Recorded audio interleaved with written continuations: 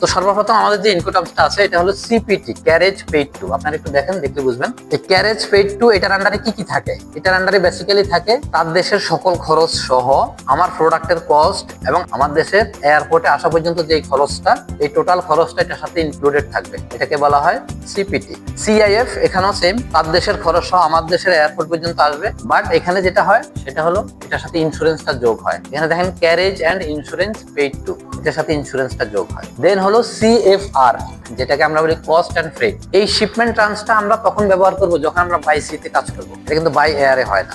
Same process সিপিটির মতো। CPT যেমন তার দেশের সকল খরচ শেষ করে আমার দেশের পোর্ট পর্যন্ত, এখানেও সেম, তার দেশের সকল খরচ শেষ করে আমার দেশের পোর্ট পর্যন্ত, সি পোর্ট পর্যন্ত। এটা হলো সিএফআর।